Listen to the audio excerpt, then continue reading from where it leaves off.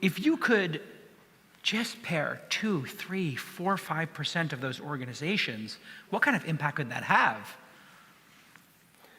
Yeah, I mean, I think we'd need to do more than that. I think ideally, but yeah. Compounding every year, 2 or 3% a year, I mean, it would be better than what's happening now. Yeah, look, I think if Trump wins, and obviously I suspect there are people with mixed feelings about whether that should happen, but we do have an opportunity to do kind of a once-in-a-lifetime deregulation and reduction in the size of government. Because the other thing, besides the regulations, America is also going bankrupt extremely quickly. And everyone seems to be sort of whistling past the graveyard on this one. But they're all grabbing the silverware. Everyone's stuffing their pockets in the silverware before the Titanic sinks. Like, well, you know, the Defense Department budget is a very big budget. Okay, it's $1 trillion a year. DoD Intel, it's $1 trillion. And interest payments on the national debt just exceeded the Defense Department budget. They're over $1 trillion a year, just in interest, and rising.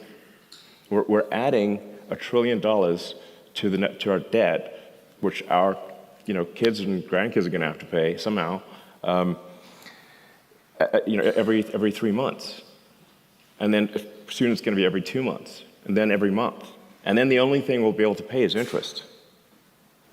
And if this is, it's just it's just like a person at scale that has racked up too much credit card debt. This does not have a good ending. And so we have to reduce the spending. Let me ask one question, because I've brought this up a lot, and the counter-argument I hear, which I disagree with, but the counter-argument I hear from a lot of politicians is if we reduce spending, because right now if you add up federal, state, and local government spending, it's between 40 and 50% of GDP. So nearly half of our economy is supported by government spending, and nearly half of people in the United States are dependent directly or indirectly on government checks, and either through contractors that the government pays, or they're employed by a government entity. So if you go in and you take too hard an axe too fast, you will have significant contraction, job loss, and recession. What's the balancing act, Elon? Just thinking realistically, because I'm 100% on board with you, the next set of steps, however, assume Trump wins and you become the chief DOGE of DOGE, like double G. And I think the challenge is how quickly can we go in? How quickly can things change? And without I want that on my business card. Yeah. without all the contraction and job loss. Yeah. So I guess, how do you really address it when so much of the economy and so many people's jobs and livelihoods are dependent on government spending? Well, I mean, I do think it's sort of it's a false dichotomy. It's not like no government spending is going to happen. You really have to say, like, is it the right level? And just remember that any given person, if they are doing things in a less efficient organization versus a more efficient organization, their contribution to the economy, their net output of goods and services will reduce. I mean, you've got a couple of clear examples between East Germany and West Germany, North Korea and South Korea. I mean, North Korea, they're starving. South Korea, it's like amazing. It's the future. The compounding effect of productivity gains. Yeah. Yeah, it's night and day. Yeah. And so in the North Korea, you've got 100% government. In South Korea, you've got probably, 40% government. It's not zero. Yeah. And yet you've got a standard of living that is probably 10 times higher in South Korea. At least, exactly. And then East and West Germany, in West Germany, you had, just thinking in terms of cars, I mean, you had BMW, Porsche, Audi, Mercedes, and East Germany, which is a random line on a map. The only car you could get was a Trabant, which is basically a lawnmower with a shell on it. And it was extremely unsafe. There was a 20-year wait.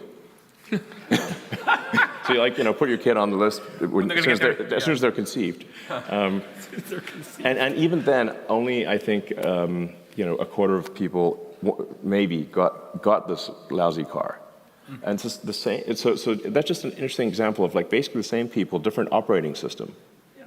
And it's not like West Germany was some a capitalist heaven. It's quite socialist actually. So when you look, probably it was half government in West Germany and 100% government in East Germany. And again, it's sort of a 5 to, I'd like call it at least a 5 to 10x standard of living difference, and even qualitatively vastly better. And it's obviously, sometimes people have these, amazingly in this modern era, this debate as to which system is better. Well, I'll tell you which system is better. The one that doesn't need to build the wall to keep people in. Okay, that's how you can tell. Okay, it's a dead giveaway. Spoiler alert. Dead giveaway. Are they climbing the wall Dead to get out or come is in? You have to build a barrier to keep people in. That is the bad system. It wasn't West Berlin that built the wall. Okay, they were like, anyone who wants to flee West Berlin, go ahead. Speaking of walls. So, and if you look at sort of the flux of boats from Cuba, there's a large number of boats from Cuba, and there's a bunch of free boats that anyone can take to go back to Cuba. Yeah. Like, plenty of seats. There's like, hey, wow, an abandoned boat. I could use this boat to go to Cuba, where they have communism. Awesome. Yes. And yet nobody picks up those boats and does it. Amazing. You've given this a lot of thought. Yeah. Wait, so your point is jobs will be created. If we cut government spending in half, jobs will be created fast enough to make up for, just to count. Yes, no, obviously, I'm not suggesting that people, have like immediately tossed out with no severance and can't pay their mortgage. There needs to be some reasonable off-ramp where. Transition plan. Yeah. So a reasonable off-ramp where, they're still, earning, they're still receiving money, but have a year or two to find jobs in the private sector, which they will find, and then they will be in a different operating system. Again, you can see the difference. East Germany was incorporated into West Germany. Living standards in East Germany rose dramatically. In 4 years, if you could shrink the size of the government with Trump, what would be a good target, just in terms of ballpark? I mean, are you trying to get me assassinated before this even happens? No. Pick a low number. I mean, there's that old phrase, go postal. I mean, it's like they might. Yeah. On me.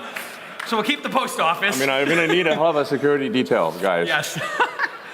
I mean, the sheer number of disgruntled workers, former government employees, is quite a scary number. I mean, I might not make it. I was saying low digits every year for 4 years would be palatable. Yeah, and I like your idea of an off-ramp. But the thing is that if it's not done, if you have a once in a lifetime or once in a generation opportunity, and you don't take serious action, and then you have 4 years to get it done, and then if it doesn't get done, then how serious is Trump about this? You've talked to him about it, yeah? Yeah, I think he is very serious about it. Got it. And no, I think actually the reality is that if we get rid of nonsense regulations and shift people from the government sector to the private sector, we will have immense prosperity, and I think we will have a golden age in this country. And it'll be fantastic. Right.